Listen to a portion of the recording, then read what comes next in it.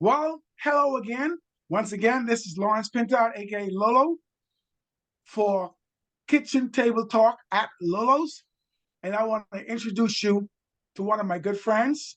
And I have a lot of respect for this man.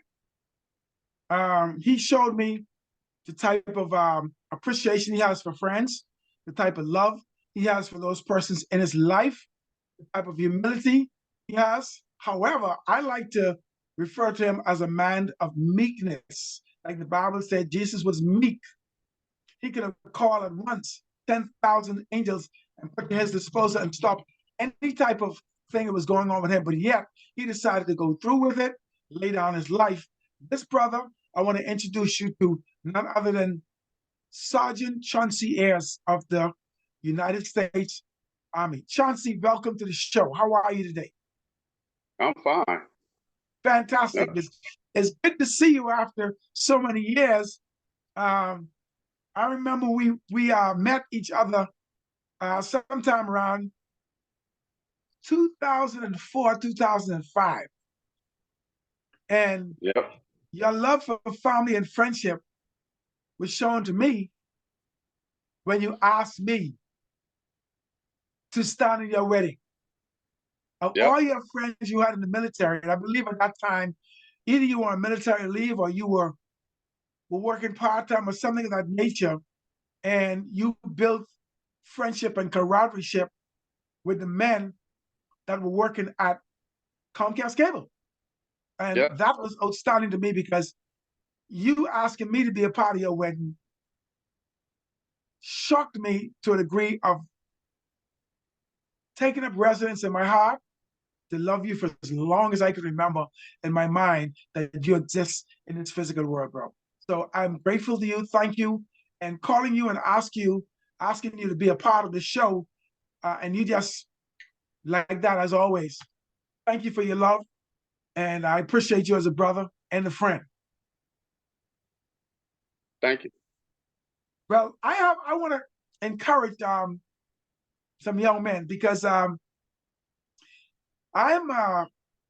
was the father of seven, presently right around 18 grandkids.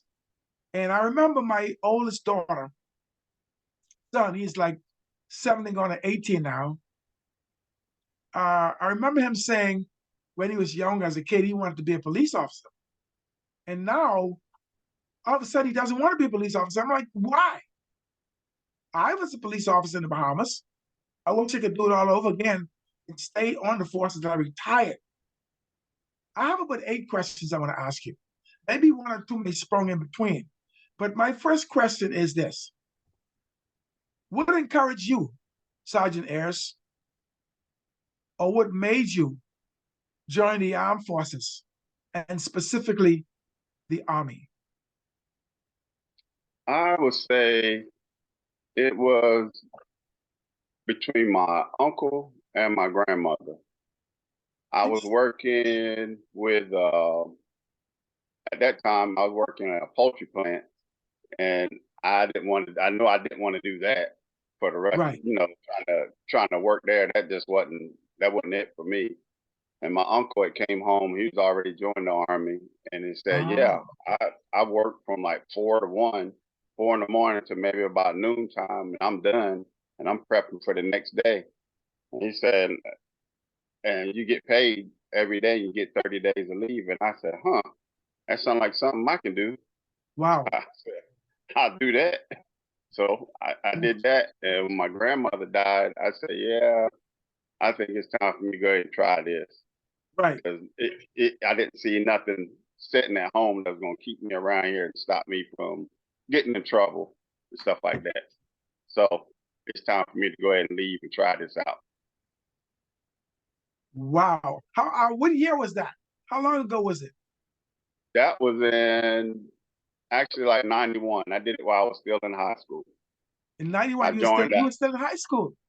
Yeah, I graduated in 92. Yep. I joined Now in let me ask you. 91. Uh-huh. You joined in 91, graduated in Yeah. 92. So Yeah. I was gonna ask you how long did the training last? How long did basic training last? Basic training was it was basically your summer. It was like 16 or 17 weeks. No, that was 13 weeks. My Okay. AIT was like 17 weeks. And it Okay. varies with your different MOS. Okay. Once you take it depends on, like now you take your ASVAB. That there determines what job you're going to take. Well, you take the ASVAB to determine your score. The higher Okay. you score on it, the more jobs that open up to you. So anytime Interesting. you get over 110, you can pretty much pick whatever job you want in the Army. Awesome. Yeah. So the higher you score, that's what I tell anybody. You can go take the test at your local library and test those and get your testing skills up so that when you're ready, you go and take those tests, you get those high scores. That'll allow you to go in there when you go to those recruiters and they take you to the MEP station to test. You get a high score, then you can pretty much pick the job field you want to be in. Now, Yeah. MOS, you mentioned MOS. What's that? What that stands for? That's your job title, what you're going to be. Like for Okay. mine was in communications. Okay. Yeah. Okay. Okay. Yeah, I know another former military man. He's a very good friend of mine. So I actually called him today. He calls me his brother, and I call him my brother. It's Brooks. He served in the Navy, and I'm hoping to get him on the show as well to talk from his perspective. I do not want to blow his thunder, but I'm telling you, this guy is fantastic. He actually received a commendation letter from then President George Bush, the father. So we're going to stay tuned for that show as well. But my next question to you is, did you receive special, did you receive any special or special training for a specialist position? Because I believe when we met in Comcast, you were a specialist trainer. And I think now you're already out of the Army, so I guess I can say this. I hope I can say this. If you really don't want to be deployed outside of the country, become a specialist to teach and train. And that way, you don't have to necessarily be deployed, but stay here and continue to train. Did I remember you telling me that correctly? No, no, that there was when I had got off of active duty, I was Okay. joining reserves. I was in the Ah, reserves at that time. And the only thing that allowed me to do was train reservists and National Guards on some of the same systems and things that I did on active duty. And so that was it. And far okay. as at Comcast, all that stuff was just secondary. It's stuff I already knew because it's just right in the wheelhouse of what I was doing in the Army and in the Gotcha. reserve. Yep. So that was like looking at the back of your hand. That was second nature. So it was easy. Yep. So deployment for actual active duty members, they there's no getting around it. If your number of your position comes up for deployment, you're gonna be deployed. Yeah, if your unit deploys, you're going. It's just like Okay. in reserves, it's the same thing. Reserves, not like National Guard, reserves, and regular duty, regular Army or Marines or Air Force. If your unit comes up, you're going Yeah. to deploy, unless you're um, not fit for duty. If you're not, and when they deem that not fit for duty, like wherever you're deploying to, if you can't wear Kevlar. You can't deploy because of medical issues. That's the only reason why you were not deployed. And then they're going to start processing you out of the Army or the Gotcha. service. That That's means the you only that reason mean you won't. Yeah, you won't be in the service anymore because they're going to that mean process you out. you incapable, you in your career, military career. Yeah, yeah, you're incapable of doing your job. I Even got cooks, you. if a cook can't deploy, they're going to process them out. Yep, Wow. yep. So your specialty, your special training were the things that you It's your became MOS. qualified of doing, and now you're Yep, teaching reserves. yep. Got it. Awesome. Well, how long were you in the Army? Uh, Total, we're doing the the guard, split option training, and everything total. I did total about 28 years with the service. 28 years. Yeah. Were you ever deployed? Yes. Thank you for your Yeah. service. Thank you for your service. Yeah. Not Yeah. just the United States of America, but the Western world, the Caribbean islands, those places. I was a young kid. I was born in 1958, and John F. Kennedy was president at the time. Mm-hmm. And I remember the Blue Angels and other Air Force aircrafts flying over the Bahamas because Cuba's right there, right in the back of the Bahamas. Yeah. And I didn't understand the missile crisis as a kid.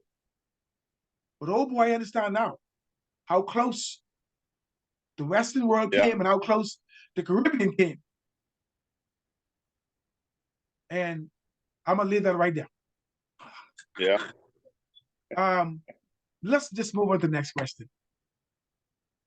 But I was a kid dragging my grandma's slippers around the yard with no care in the world, not understanding what was going on in a serious perspective. What benefits you received while you were in?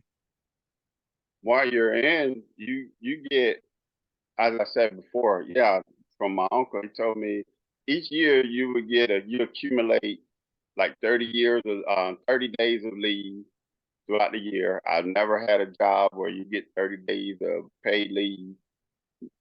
I've never seen that from any job I've worked. You also get your medical, dental, and all that. That's all taken care of while you're in the service. Now, of course, once you get out, like every other job, that stuff is high and expensive. But while Right. you're in the service, that's all taken care of. Uncle Sam take care of that. Wow. Yeah. Wow. Yeah. And what benefits you get now that you have retired?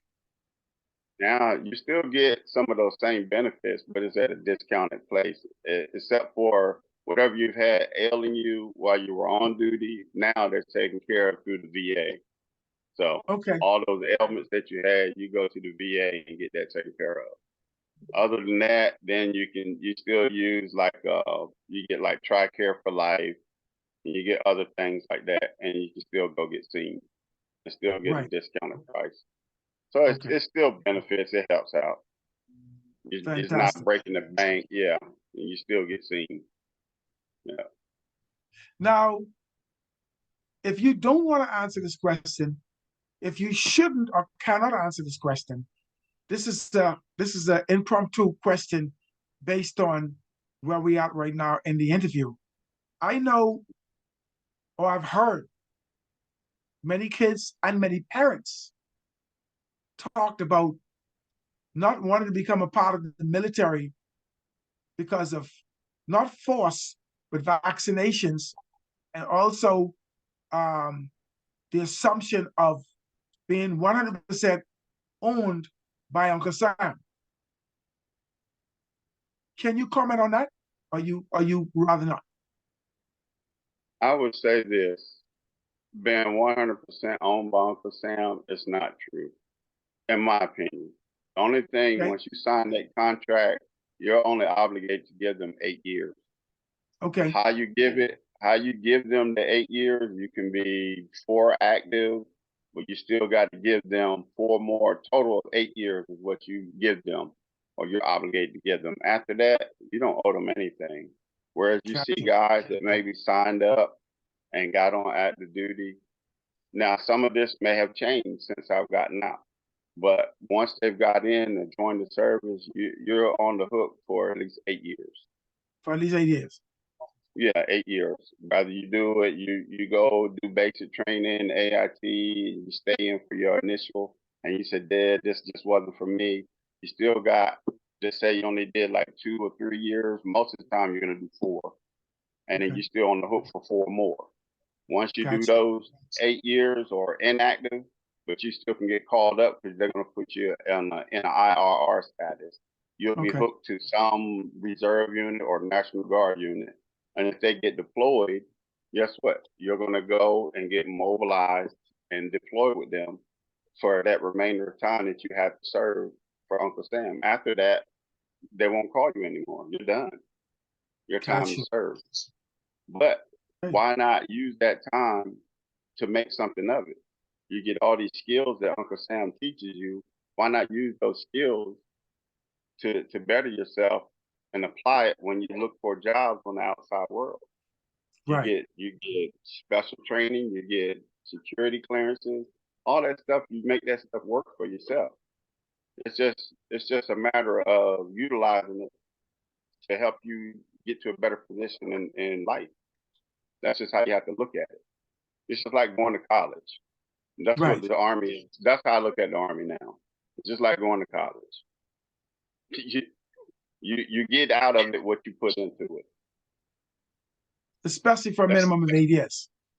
yeah, that's it. Now some people get in. I goofed around for 10. To be honest with you, I didn't know what I was doing for about 10 years. Then I realized, hey man, I didn't have this time.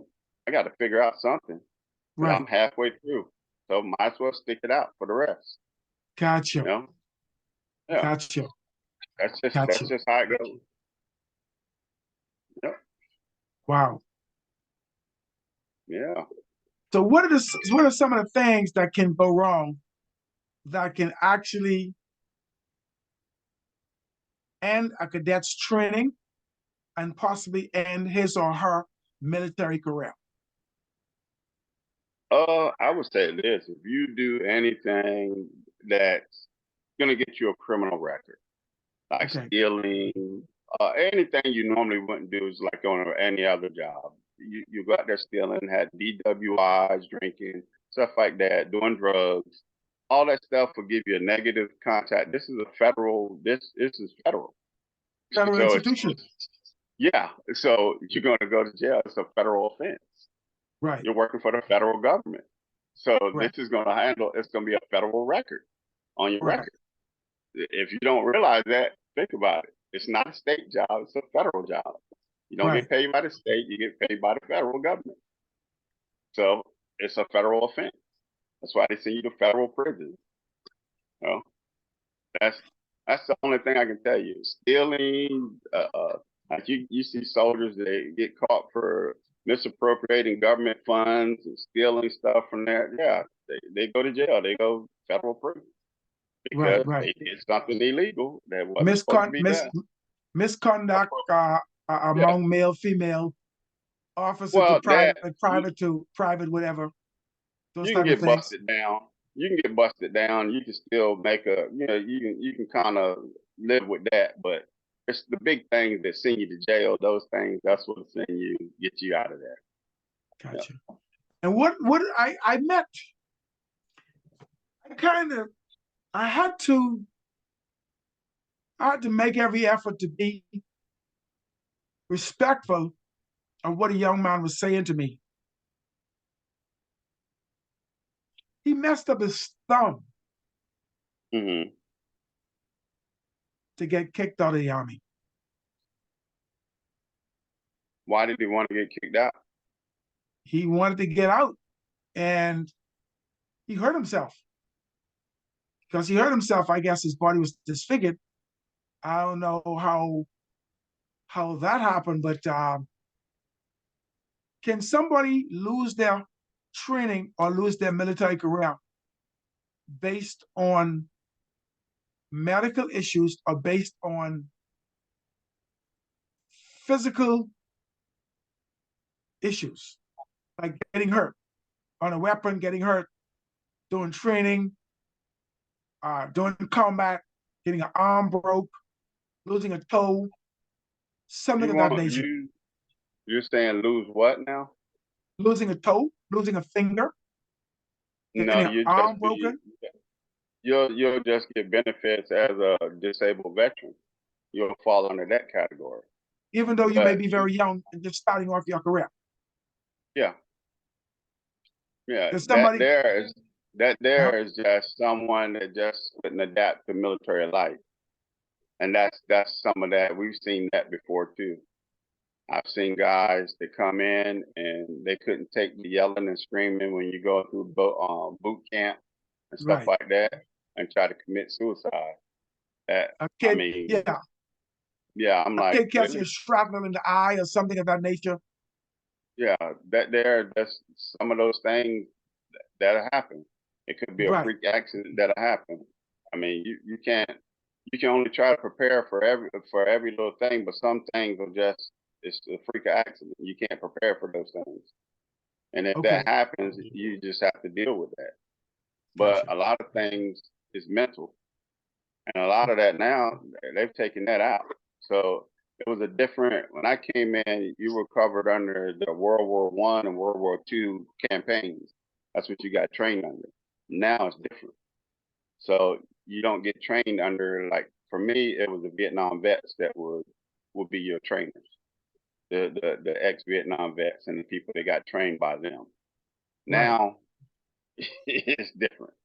We call that for the guys that came in my era, it's different. We look at the guys. They say they get like stress cards. I'm like stress cards. What's a stress card? Because you're getting stressed out. Your enemy is not going to stop and give you a break because you're Right. stressing. No. So we look at that and say, no, you got to learn how to deal with that. You got to learn how to deal with those things. You got to deal with pressure. You know, if you can't deal with pressure, how you going to effectively lead people that's looking at you for answers under pressure? So if you can't do that, you got to do some more work and work on yourself to fix your leadership skills. And that's just the only thing that me and some of my veteran buddies we look at and say, man, that's if you can't deal with that, man, you're gonna have a rough life in the army. This might not be for you. Because when you have to deploy and go to these places, that's what they're gonna be putting on you. It's pressure, depending on what you have to deal with. Especially your guys that's out there, like your MPs, the ones that's out kicking in doors and going door to door, stuff like that. That's different. Right. That's different for them, like your infantry. That's gonna be the difference. Those guys, yeah, you can easily get burnt out doing that, depending on your MOS. For for some of the guys in the rear, it's different. The ones that never leave your fob, you call them fobettes. That like when you deploy, you'll be on your installation. You never leave, yeah, you won't see but so much. You might get incoming attacks like the 3 soldiers that died from the incoming attacks recently in the news. Yeah, I don't know what their makeup was for that unit, but that's like incoming mortar attacks and stuff like that, drone attacks. Those people they never left the base. So yeah, you get those pressures and those things that happen. But also you got to think about the people that drive out the gate every day to do missions or do runs, stuff like that. They have to deal with like they used to have the IEDs and people used to teach you about those. So you, Right. you got you got all that stuff to deal with. I've had buddies that come back that drank a lot. They do a little bit of everything because of their way of coping with the stressors that they had from being in country and seeing those things and going through that. They couldn't deal with it on the states because it's just different. They're always so amped up, and it took a while for them to gradually let the guard down to get back into to Normal ease back society. into normal society. So it's just I don't know. It's hard to say how to cope. Everybody has their own coping mechanisms, but it's just one of those things that everybody's different. So you just gotta attack it from different angles and see what works for them. You know? Wow. Let me ask you a quick question on a fictional slash realistic fictional movie. Have you ever watched Jack Reacher?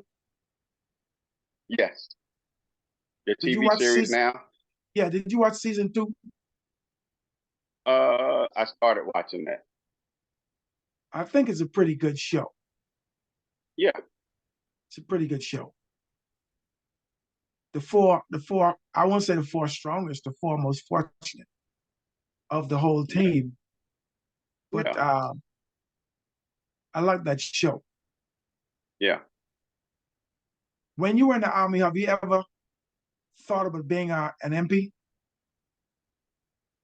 No, not MP. I thought about No. being airborne, air assault, special forces. And then I realized with all the ailments I got with my body now, I'm glad I didn't. Why didn't you why didn't you join the Marine? Oh, I was about a pin stroke away from being a Marine Okay, in the MEP station in Baltimore MEPS. I okay. told them I wanted to leave. The Army recruiter was taking his time, so I talked to the Marines, and they had a contract in front of me. Before I had my pen in hand, about to sign the contract. The recruit busted. I mean, the cadre busted in and said, "Hey, were you stealing my recruit?" I said, "I told you I wanted to leave. I'm gonna sign with somebody. I don't care who, because I know if I stay home, I'm gonna get in trouble. So I'm trying to leave." And Okay. they took me over, and I signed with the Army. But I was gonna leave. I didn't care who or how, but I knew I was gonna leave because if I stayed home, I was gonna get in trouble.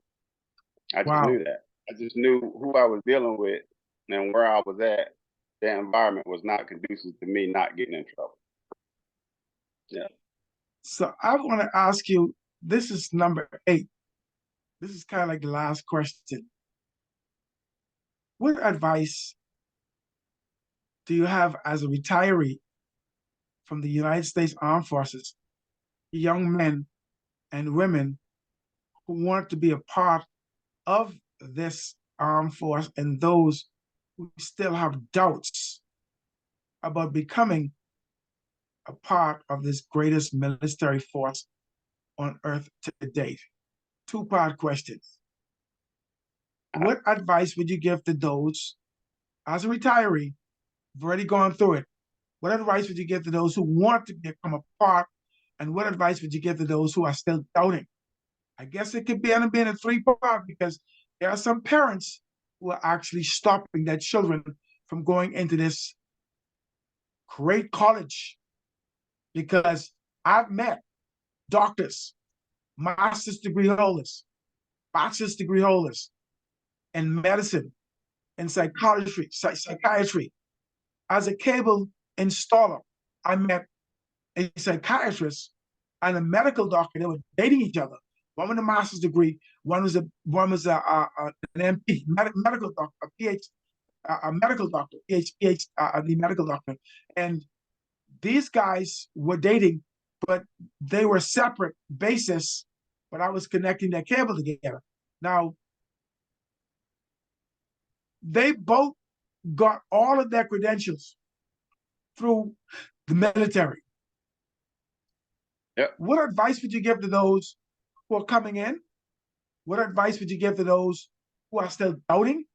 And what advice do you have for the parents? And if I need to reiterate any part of that question, take your time and answer it. I would say this for anybody that's thinking about the service. If your kid wants to go to college, a plus side is the Army, they didn't teach you this. I just found this stuff out. The Army will pay for your kid's college. They'll pay for that doctorate or whatever they want to do. They'll pay for that. You just got to give them that time served. Think about that. That $200,000 to $300,000 bill for college, Uncle Sam paid that all. You just got to Masters to serve doctorate. time. Yeah, Masters to you doctorate. get all that. You get all that stuff paid for. You're going to school anyway. Yeah. When you come in, you'll be in an officer's predicament because you have the credentials, you got your college credits, you got your degrees, you can go in on the officer side. That's even more money for when you're in. You're still in a leadership position.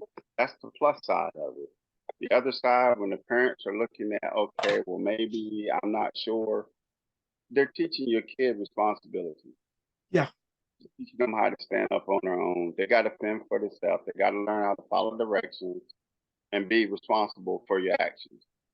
If you can't teach them that yourself, put them somewhere where they got to learn it. They got to be members of a team. They got to learn how to play team players so that they can be responsible, learn time management. It's different things that they all learn because you've never seen somebody come out the service and didn't learn something. I've never seen that. They learn something. in the They, service. they, yeah.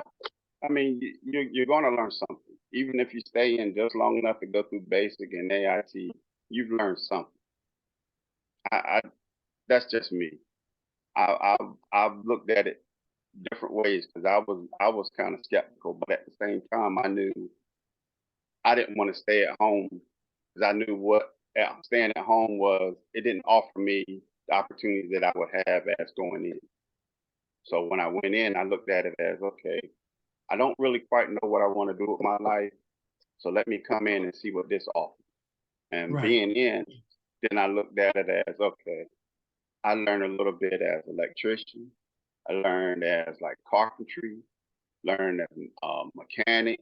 I learned for like truck driving. I learned uh, how you say it, like reading schematics I've learned so much stuff. I could do that for all different walks of life, from satellite communication to you name it. I could do a little bit of everything. So I've learned a little bit of everything, all type of job fields I could fall into. So it opens your mind and your capabilities up to a little bit of everything.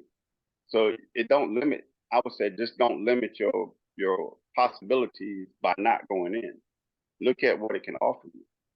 Yeah, and just make sure you put your best effort forward. Take those tests to better improve your ASVAB so that when you go to look for those jobs you want, you know exactly what you want to get into. Right. And when you talk to your recruiter, get everything in writing. That's how I would tell anybody. Get it in writing because I can promise you the world, but if it ain't in black and white, you ain't getting it. Wow. But that's just how it goes. Yeah. Wow. Um, Great, man. Great show, great answers. Definitely appreciate everything that you've put out there in this show. Um, just two more things. Not a myth, but a statement. I'm not sure. I want to see if you agree with this statement. As military as you are, um, it is believed that school children, especially high school children, are being recruited through ROTC. Yeah. I want to ask you how through this is, but would you recommend or suggest that if there are kids who thinking about the military or some children who has absolutely no idea what they want to do or what they want to be, would you encourage them, would you recommend them to become part of the ROTC, believing or understanding that possibility that that is a more or less dry run as an introduction to the armed forces, the military, the 4 different levels or 5 levels now? Yeah. I'd say yeah. Okay. Because they give them a holding place to figure out what they want to do. Some kids Right. just don't know. They don't know yet. You can ask them when they hit middle school. For instance, my daughter, I asked her what she want to do. She Right. said she want to do like cosmetology, like hair and nails and stuff. I was like, okay, well, you know what it takes for that. You got to put your studies and stuff in and take the courses you need to do that. Right. Well, and Wow. then you got to Fantastic. pick a location. And you got to pick a location to be able to allow yourself to be marketable to get your customers in and build your job. Yeah, so you just got to look at it all the way through. Right. But for them, the kids that's just thinking about it, or the parents, it's not gonna hurt. They ain't going nowhere. They're high school. They're not going anywhere. They're just ROTC. It's just Right. like joining band. That's it. It helps them teach them discipline, get the Yeah. homework done, keep their clothes nice and clean and sharp, keep the rooms where it needs to be. It's kind of almost like a second, not necessarily a second dad, a second father, but an invisible force that, because I remember I was in the Boys Brigade It's when I like was the Boy 11. Scouts and Girl Scouts. It's like Boy Scouts, Girl Scouts. I was in the Boys Brigade in the Bahamas. Yeah. It landed me an opportunity to wear the uniform in the Royal Bahamas Police Force. Though I was in the band, it helped me. I won't say I was 100% because in some instances, some of the squad mates before me and some after me, some that were with me, they called me slacker.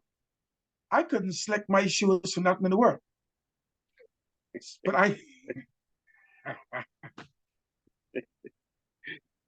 I could play my trumpet. I was a music man. So eventually I followed my dream, got out of the band, the police band, and I went on stage. But I really want to thank you for such a great interview, such an awesome show. And in ending, I would like to pay tribute to all of the men and women of the armed forces that lost their lives with a 60-minute silence, if you may join me. 60-second silence, please.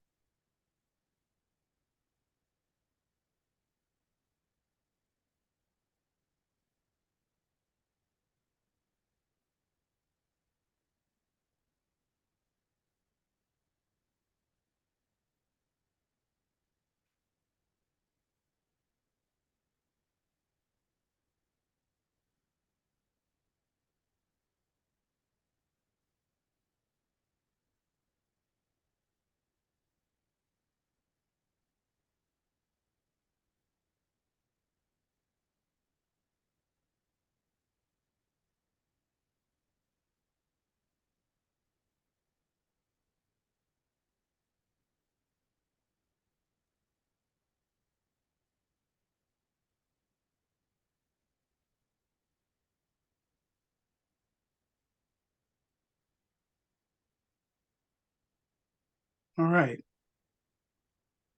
Well, thank you for that. There's a scripture in the Bible that says, "You praise in his closet in secret." And it's my understanding in matching the physical with the spiritual, because the word of God, the Bible is all spiritual presenting. I believe my closet is when I close my eyes. I believe when I pray in silence, I am praying to God, communicating with God, the God within me, because the kingdom of God is within man.